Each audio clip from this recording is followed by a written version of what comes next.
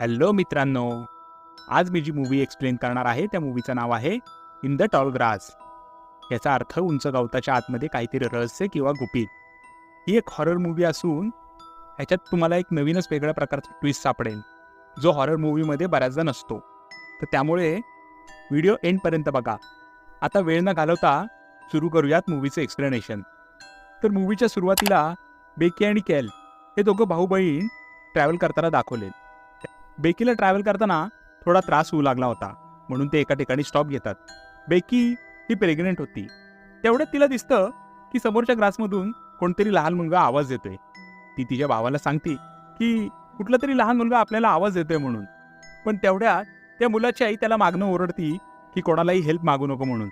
आता केल आणि बेकीला ही गोष्ट थोडीशी आटपटीत वाटते, म्हणून ते त्या लहान मुलाची हेल्प करण्यासाठी त्या ग्रासमध्ये एंटर होतात. आधी तर त्या दोघांनाही गंमत वाटती. ते त्या गवताशी खेळत होते आणि खेळता खेळता एकमेकांना आवाज देत होते. पण जसा केल पुढे जाऊ लागला तर तिथं त्या लक्षात आलं की खूप मोठ्या प्रमाणाच्या दलदली होत्या. आता ते दोघंही एकमेकांना आवाज देत होते आणि त्यांच्या लक्षात येते की आपण दोघं चुकलो आहोत म्हणून. पण नंतर दोघांनाही वाटते की दोघं एकमेकांची मस्करी करत आहेत. पण त्यानंतर या गोष्टीचा सिरियसनेस त्यांना कळतो, कारण की ते जवळ असून सुद्धा त्यांचे आवाज त्यांना एकमेकांपासून लांब यायला लागत होते. आणि जेव्हा ते एकमेकांपासून लांब जात होते तेव्हा त्यांना त्यांचे आवाज जवळ आल्यासारखे दिसत होते. ते दोघंही आवाजाच्या दिशेने जंप घेत होते. आता ते एकमेकांना दिसतात, पण दुसऱ्यांदा जेव्हा प्रयत्न करतात तेव्हा ते एकमेकांपासून खूप लांब असतात. आता त्या दोघांना लक्षात येतं की ही ग्रास नसून एक प्रकारची मेज आहे. आता त्यांना एकमेकांना शोधता शोधता रात्र होते. तेवढ्यात बेकीला रोज नावाचा एक माणूस भेटतो आणि आधी तर बेकी घाबरती, पण नंतर रोज तिला सांगतो की तुम्हाला सकाळी ज्या मुलाचा आवाज येत होता मी त्याचा डॅड आहे. व त्यावरती ती सांगते की त्या मुलाच्या आवाजामुळं मी आणि माझा भाऊ या ग्रासमध्ये आलो. त्याला हेल्प करणं तर लांबच राहिलं, आता आम्ही भाऊ बहिणीच एकमेकांना सापडत नाहीये. त्याच्यावरती रोज बेकीला म्हणतो आपण एकत्र राहिलो तर इथनं लवकर बाहेर पडू. तेवढ्यात इकडे केलला तो मुलगा टोबिन सापडतो, जो त्यांना हेल्प मागत होता. टोबिन केलला ग्रासमधून कशा पद्धतीने डेड बॉडीज काढायच्या हे सांगत होता, पण केलला त्याच्यामध्ये काही इंटरेस्ट नव्हता. तो त्याला म्हणतो की मॉर्निंगला तुझ्याच हेल्पचा आवाज ऐकून आम्ही या ग्रासमध्ये आलो. तेवढ्यात टोबिन त्याची स्टोरी सांगू लागला की मी आणि माझी फॅमिली इथे समोर चर्चमध्ये आलो होतो आणि मला तेव्हा हेल्पचा आवाज आला, म्हणून मी हेल्प करण्यासाठी जेव्हा त्या ग्रासमध्ये गेलो तेव्हा माझी हेल्प करण्यासाठी माझे मॉम डॅडी माझ्या मागणं आले आणि तेव्हापासून आम्ही ह्या ग्रासमध्ये इथे स्टक झालेलो आहोत. पण एवढं करून सुद्धा तू तुझ्या बहीण बेकीला वाचू शकत नाही. आता केलला हे ऐकल्यानंतर आश्चर्य होतं, कारण की त्या मुलाला केलनी बेकीबद्दल काही सांगितलेलं नव्हतं. केल त्याला विचारतो की तुला हे सगळं कसं माहिती. तर तो म्हणतो मला हे सगळं स्टोननी सांगितलंय आणि स्टोनला इथल्या ग्रासनी, त्या ग्रासला इथल्या सगळ्या गोष्टी माहिती आहेत. असं म्हणून टोबिन केलला तो स्टोन दाखवायला घेऊन जातो. जेव्हा केल तो स्टोन बघतो आणि त्याला स्पर्श करणार तेवढा त्याला बेकीचा आवाज येतो. तो त्या आवाजाच्या दिशेने बेकीकडे धावू लागतो. तेवढ्या तिकडे आपल्याला ग्रासमध्ये एंटर होताना ट्रॅव्हिस दिसतो. ट्रॅव्हिस हा बेकीचा हजबंड होता. तो केल आणि बेकीला शोधत शोधत त्या ग्रासमध्ये येतो. तेव्हा त्याला सर्वात पहिल्यांदा तिथं टोबिन दिसतो. टोबिन त्याला म्हणतो तू येण्यासाठी उशीर केला, कारण की बेकी तर कधीचीच मरण पावली आहे. तो त्याला बेकीच्या डेड बॉडीजवळ घेऊन जातो आणि आता तो रात्रभर बेकीच्या डेड बॉडीजवळ रडत बसतो, कारण की ती प्रेग्नेंट होती. आता असं करता करता सकाळ होती. सकाळ झाल्यानंतर ट्रॅव्हिसलाही रस्ता सापडत नव्हता, म्हणून तो हेल्प करण्यासाठी बाहेर कोणाला तरी आवाज देतो आणि तो आवाज दिल्यानंतर तो दुसरा तिसरा कोणी नसून तो टोबिन असतो. टोबिन त्याचा आवाज ऐकल्यानंतर त्याला हेल्प करण्यासाठी त्या ग्रासमध्ये एंटर होतो. टोबिनच्या पाठोपाठ त्याची फॅमिलीही त्या ग्रासमध्ये एंटर होती आणि मग तेही त्या ग्रासमध्ये स्टक होतात आणि त्यांनाही बाहेर जाण्याचा रस्ता सापडत नाही. असं म्हणून आपल्याला मूवीची स्टार्टिंग पुन्हा दाखवलेली आहे की बेकी आणि केल जेव्हा तिथं स्टॉप घेतात तेव्हा टोबिन त्यांना हेल्पसाठी आवाज देत होता आणि टोबिनची मॉम कोणाला हेल्पसाठी बोलवू नको असं त्याला म्हणत होती. आता तिथे एक मोठा सस्पेन्स रिव्हील होतं. ही एक टाइम लूप होती, म्हणजे हे सर्व कॅरेक्टर एका टाइम लूपमध्ये अडकलेले होते. एक प्रकारे म्हणावं तर सायकलच होती. म्हणजे ट्रॅव्हिसच्या बोलवण्याने टोबिन यायचा आणि टोबिनला हेल्प करण्यासाठी केल आणि बेकी यायचे. म्हणजे ही चेन एका सायकलप्रमाणे चालूच होती. पण ह्याची सुरुवात कुठनं झाली, तर ह्याचं उत्तर म्हणजे स्त्री आधी आली का पुरुष, कोंबडी आधी आली का अंड, अशाच पद्धतीने नेव्हर एंडिंग थेअरीच्या नुसार हे टाइम लूप चालू होतं. आता पुन्हा त्या टाइम लूपची सुरुवात होते. आता केल आणि बेकी एकमेकांना आवाज देत होते. तेव्हा ट्रॅव्हिस त्यांना रिस्पॉन्स देत आवाजाच्या दिशेने पुढे पुढे यायला सांगतो आणि असं करता करता तिघही एकमेकांना भेटतात. ट्रॅव्हिसला पाहून बेकी म्हणती, तू इथे कसा काय आला? तर त्याच्यावरती ट्रॅव्हिस म्हणतो की गेले 2 महिने तुम्ही बेपत्ता आहात, त्यामुळं मी तुम्हाला शोधत शोधत या ग्रासपर्यंत आलोय. पण हे ऐकून केल म्हणतो की आम्हाला येऊन तर इथं 2च दिवस झालेत.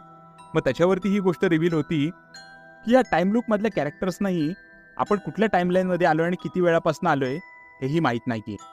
म्हणजे हा टाइम लूप 2 महिन्यापासून चालू आहे की 2 वर्षापासून चालू आहे याचं उत्तर दोघांकडेही नव्हतं. तेवढ्यात त्यांना टोबिनचा आवाज येतो. ट्रॅव्हिस टोबिनला खांद्यावरती घेऊन ग्रासमधून रोड शोधायला सांगतो आणि तेवढ्यात टोबिन त्याला सांगतो की तिथे एक बिल्डिंग दिसतीये. मग ते त्या बिल्डिंगच्या दिशेने जाऊ लागतात. तेवढ्यात बेकीला अननोन नंबरवरनं एक व्हॉइस नोट येतो आणि त्याच्यामध्ये सांगितलेलं असतं की केल आणि ट्रॅव्हिसला एकमेकांची फाईट करून देऊ नको म्हणून, आणि होऊ शकेल तेवढं त्या ग्रासपासून लांब राहा म्हणून. आता ते त्या व्हॉइस नोटकडे लक्ष न देता पुढे जाऊ लागतात. तेवढ्यात बेकीला ती ग्रास स्वतःमध्ये ओढू लागते आणि असं करता करता बेकी बेशुद्ध पडते. तिला हॅल्युसिनेशन्स व्हायला लागतात. पण तेवढ्यात रोज येऊन तिला CPR देतो आणि CPR देऊन तिला शुद्धीवरती आणतो आणि त्यावेळी तो म्हणतो की मला इथून बाहेर पडण्याचा रस्ता माहिती आहे. पण टोबिन त्याच्यावरती म्हणतो की आम्हाला इथं जवळच एक बिल्डिंग दिसलेली होती. तर मग रोज म्हणतो आपण तिथं जाऊ. पण तिकडे गेल्यानंतर बिल्डिंगचा अवशेषच नव्हता. मग रोज त्यांना म्हणतो की तुम्ही माझ्याबरोबर चला, मी तुम्हाला या ग्रासमधून बाहेर नेतो. आणि असं करून तो त्यांना त्या स्टोनच्या जवळ घेऊन जातो आणि स्टोनच्या जवळ गेल्यानंतर तो सर्वांना त्या स्टोनला टच करण्यास सांगत असतो. तेव्हा टोबिनची मॉम येते आणि ती सांगते की हा स्टोन पजेस आहे, यांनी सगळ्यांना हार्म केलेलं आहे, मी सगळ्यांच्या डेड बॉडीज बघितलेल्या आहेत, त्यामुळं या स्टोनपासून लांब राहा. आणि की हा रोज इथल्या एंटिटीमुळं पजेस झालेला आहे, त्यामुळे याचं ऐकू नका. आधी तर सर्वांना ट्रॅव्हिसच्या मॉमवरती विश्वासच नव्हता. त्यांना वाटतं की खूप टाइम गेल्यामुळं ती वेड्यासारखं वागते म्हणून. पण नंतर ट्रॅव्हिस रोजवरती हल्ला करतो आणि त्यांच्यामध्ये फाईट चालू असताना रोजचा खरा चेहरा त्यांना लक्षात येतो की हा पजेस झालेला आहे. तेवढ्यात टोबिनची मॉम त्याला जाण्यास सांगते. पण रॉस टोबिनच्या मॉमला, बापरे, आता हे हेडक्रॅश झालेलं पाहून सगळे घाबरतात आणि तिथनं पळू लागतात. पण रोज त्यांना आवाज देत त्यांच्या मागं येत होता आणि तेवढ्यात त्यांना एक डॉग दिसतं आणि ते डॉग त्यांना एका शॉपवरती घेऊन जातं. म्हणजे एका अर्थाने ती ग्रासमधून बाहेर येतात. आता इथं कुठल्या तरी कारणावरनं दोघांमध्ये फाईट चालू होती आणि फाईट करत असताना त्यांना लक्षात येतं की आपण त्या शॉपच्या टॉपवरती जाऊन इथून बाहेर पडण्याचा रस्ता शोधू शकतो. तेवढ्यात त्यांना दिसतं की डॉग कुठेतरी चाललेला होता. लक्ष देऊन पाहिल्यावर त्यांच्या लक्षात येतं की तो डॉग एका टनलमध्ये शिरतोय आणि त्या टनलमधून गेल्यानंतर त्याचा दुसरा रस्ता ह्या चर्चच्या बाजूला निघत होता. हे बघत असतानाच ट्रॅव्हिसचा तोल जातो. आता केल त्याला पकडतो पण तरीही परत त्याला खाली सोडून देतो. आता हे खाल्लं टॉबिन बघत होता. ते पाहिल्यानंतर केलच्याही लक्षात येतं की या शॉपमध्येही त्यांच्या जीवाला धोका आहे. त्याच्यामुळं तो बेकीला घेऊन या शॉपमधनं खाली उतरतो आणि उतरल्यानंतर जे व्हायचं नाही तेच होतं. ते पुन्हा त्या ग्रासच्या बाजूला ओढले जात होते. आता केल तिला थांबवण्याचा प्रयत्नही करत होता. पण हे जे घडत होते ते आलेल्या व्हॉइस नोटमुळेच घडत होते. पण त्या व्हॉइस नोटमध्ये ज्या गोष्टी सांगितलेल्या होत्या त्यांनी त्याच गोष्टी रिपीट केल्या होत्या.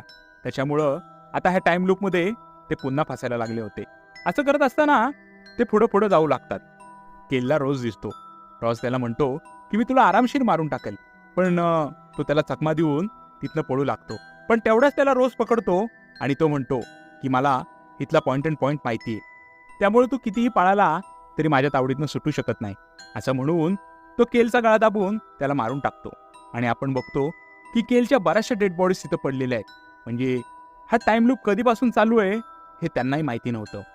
इकडं बेकीला बरेचसे ग्रासमधले एंटिटीज पकडतात आणि तिला उचलून त्या स्टोनकडे घेऊन जायला लागतात.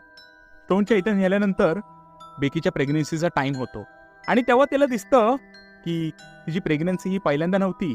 ते ह्या टाइम लूपमध्ये बऱ्याचदा तिची प्रेग्नन्सी झालेली आहे आणि तिचे बाळ होतानाचे तिला काही चित्रही दिसतात. त्याच्यावरती बेकी स्वतःला एक व्हॉइस नोट पाठवती. म्हणजे तिला तो अननोन व्हॉइस नोट आलेला होता तो बेकीने स्वतःला सेंड केलेला होता. आता बेकी बेशुद्ध पडलेली होती. तेवढ्यात तिला दिसतं की तिचा भाऊ तिच्या जवळ आलेला आहे आणि तो बाळाला हातात धरून तिला काहीतरी खायला घालतोय. आणि बेकी म्हणती हे काय आहे? तर तो म्हणतो की ही ग्रास आहे. पण तेवढ्यात बेकीच्या लक्षात येतं तिचंच ते बाळ केल तिला खायला घालत होता. आता हे कळल्यानंतर बेकी जोरात ओरडती. तेव्हा आपल्याला रोज दिसतो, कारण की तो केल नसून रोज होता. त्यावेळी ट्रॅव्हिस आणि टोबिन बेकीच्या जवळ पोहोचतात. त्यावेळी ती टोबिन सांगतो की हे एक प्रकारची सायकल आहे. जोपर्यंत माझे वडील सगळ्यांना मारणार नाही तोपर्यंत हे संपणार नाही. तेवढ्यात रोज ट्रॅव्हिसवरती अटॅक करतो आणि त्याच्या मुलाला धरून तो त्या स्टोनवरती टच करायला सुरुवात करतो. पण तेवढ्यात बेकी उठते आणि त्याच्यावरती अटॅक करते. पण सर्वांना वाचवण्याकरता इथं ट्रॅव्हिस सॅक्रिफाईस करतो. तो त्या स्टोनला टच करतो. स्टोनला टच केल्यानंतर रोजची सर्वात पहिल्यांदा डेथ होती आणि ट्रॅव्हिसला त्या ग्रासमधले सगळे रोड दिसू लागतात. आता इथनं बाहेर कसं पडायचं ह्याचा वे त्याला माहिती होता. पण आता ते कर्स ट्रॅव्हिसवरती आलेले होते. तो टोबिनला बेकीचं लॉकेट देतो आणि इथनं बाहेर जाण्याचा वे सांगतो आणि त्यांना सांगतो की ज्यावेळी ही टाइम लूप चालू होईल तेव्हा हे लॉकेट त्यांना दे आणि बेकी आणि केलला इथनं आत येण्यापासून थांबव. म्हणजे ह्या टाइम लूपपासनं आपल्या सर्वांची सुटका होईल. टोबिन त्यांची चर्चमध्ये वाट बघत होता. तेवढ्यात टोबिनला दिसतं की बेकी आणि केल हे पुन्हा त्या ग्रासमध्ये जाणार होते. तेवढ्यात टोबिन त्यांच्या जवळ जातो, त्यांना ते लॉकेट देतो. त्यांच्याही ती गोष्ट लक्षात येते आणि ते ग्रासमध्ये जात नाही. आता ही चेन मोडल्यामुळे ट्रॅव्हिसची तिथं डेथ होती आणि इकडंच मूवी